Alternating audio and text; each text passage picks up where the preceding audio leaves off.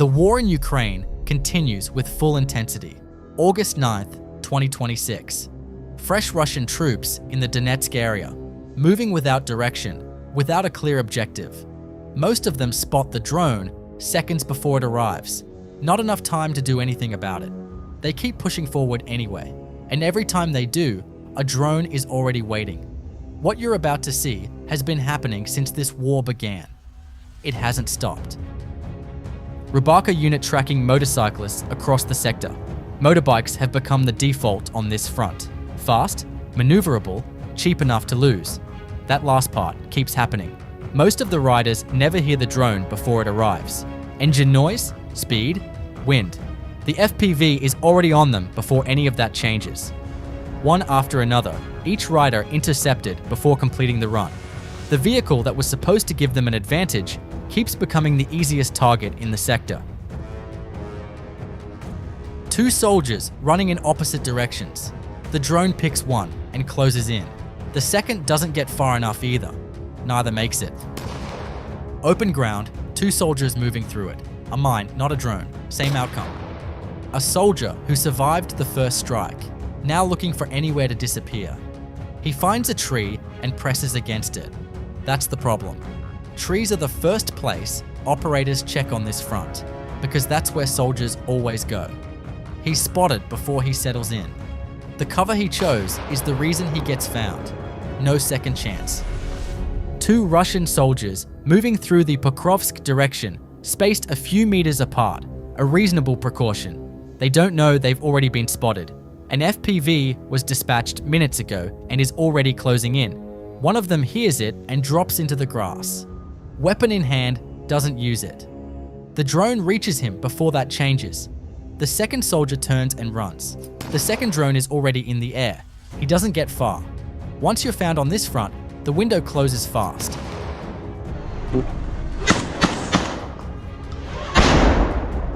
A Ukrainian drone strike on Russian soldiers in the Donetsk region. Injuries confirmed on the ground. This is what advancing on this front looks like. Moving, exposed, no cover overhead. This is how Russian soldiers try to move through Donetsk.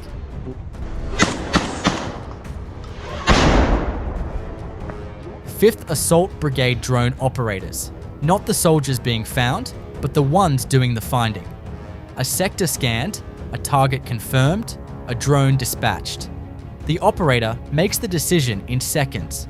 By the time the soldier on the ground hears anything, the decision has already been made.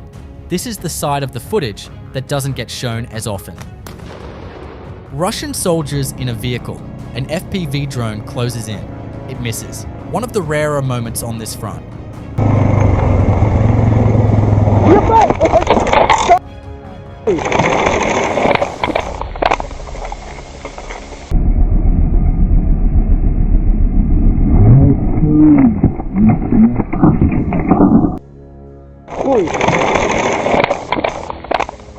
It starts with one Russian soldier spotted in a small settlement, and he leads to everything else. Following his movements, the reconnaissance drone maps out where the others are sheltering, a cluster of depots and hangars a few blocks across. Within minutes, dozens of drones are already inbound. Every hiding spot gets hit. FPV strikes, anti-tank mines dropped from above, building after building. One soldier's position unraveled an entire area. That's what Ukraine's drone coverage means on this front. Find one, find them all. Two precision airstrikes on Russian drone operator positions in the Kherson region, Oleshki and Radensk, both hit. The crews coordinating Russian UAV strikes in this sector targeted directly. Taking out the operators before they launch is more effective than intercepting the drones in the air. Ukraine's Air Force finding them at the source. Ground-level footage of a Ukrainian FPV drone taking down a Russian reconnaissance UAV mid-air. The intercept captured from below. The FPV closes in fast and connects directly. This is what an aerial chase looks like from the ground. Magura's birds scanning open ground. Hours of searching before two Russian soldiers come into view. The operator pivots immediately. The drone closes the distance fast enough that one of the two soldiers doesn't have time to process what's happening before it reaches him. The war above this front never stops. Perun Unit, 42nd Mechanized Brigade, deploying Odin 10 SSE interceptor drones, purpose-built to chase down Russian UAVs before they reach their targets. Different types of Russian drones, same result, intercepted in the air before they deliver. Every drone brought down here is a strike that doesn't land, a position that doesn't take a hit, an operator who spent hours on a mission that accomplished nothing. Open terrain somewhere along the Eastern Front, a DJI Mavic 4T already in the air, scanning. Below, Russian soldiers moving through the area, each one found before they find cover. The FPV dispatched, closing in. What keeps appearing in this footage is the same pattern. The soldier sees the drone or hears it and tries something. Running, hiding, staying still. None of it works, not once. The drone reaches each of them before any response makes a difference. One after another. Same result every time. Ukraine's Black Forest Brigade drone operators locating and hitting a Russian S-300 mobile command post. The S-300 is one of Russia's most capable long-range air defense systems, and the command post coordinating it is what keeps it operational. Take out the command post and the system goes blind. That's what this strike does. East of Pokrovsk, the road tells the story before any single strike does. Kilometers of wrecked Russian vehicles, burned out where they stopped, scattered across routes that were supposed to be supply lines. Every one of them was heading somewhere. None of them arrived. This is what sustained drone pressure on logistics looks like from the ground level. Not a single dramatic strike, but a road lined with what used to be Russia's supply chain. And here's how that road got that way. Azov unit drones working through the convoy. Dozens of vehicles. No air defense, no protection overhead. Moving in a column makes every vehicle a predictable target. One after another, the drones reach each one before it clears the area. Concentrating that many vehicles in one place without any drone cover isn't a logistics decision. It's a mistake that stretches for kilometers. Group 13 deploying Magura naval platforms in Crimea, launching FPV drones from the water against land targets. An S-400 launcher hit directly. An Orion UAV control antenna struck in the same operation. One detail stands out in the footage. A second S-400 launcher in the area turns out to be a decoy. Russia placing fake systems alongside real ones to absorb strikes. The real one still gets found. A Russian mobile air defense fire team located and struck by Ukraine's 421st UAS Battalion Sapson. The system that was supposed to protect this sector from drone strikes hit by a drone. Donetsk direction, Onyx unit working through a full day of operations. Infantry, shelters, vehicles, logistics, all targeted in sequence.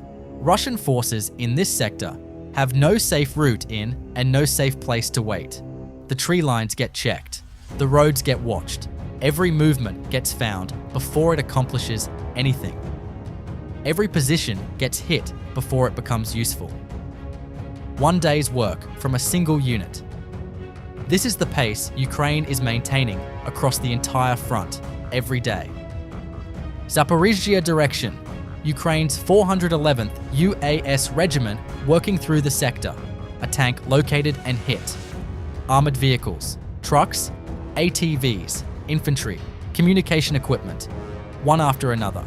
Reconnaissance finds the position. The FPV closes in. Nothing in this sector stays hidden long enough to matter. The list keeps getting worked through.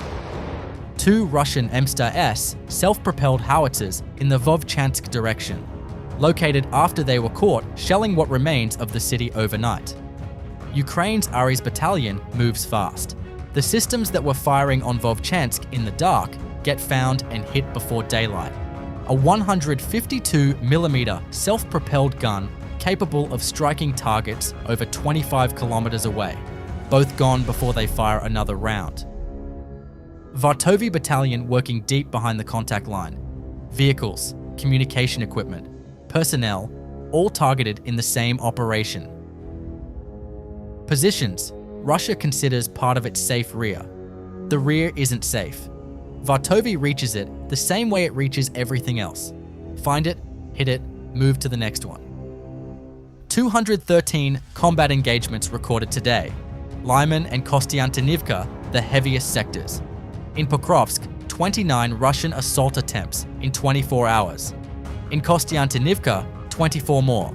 As of today, day 1,629 of this war, Russia's total combat losses have reached approximately 1,459,210 personnel, with 1,470 more in the last 24 hours. On the Pokrovsk axis, Russia has switched tactics, deploying new units moving in small infantry groups of up to 3 soldiers, increasing the number of such groups. Ukraine's drone coverage is stopping them before they reach anything. On the Lyman axis, evacuating wounded soldiers sometimes takes several days because Russian drones are so active that ground movement is nearly impossible. Ukraine is using ground robots and UAVs to deliver medical supplies, food, and water instead. This is the front in August 2026. Drop a comment. Russia keeps changing tactics. Does any of it matter against drone coverage this dense?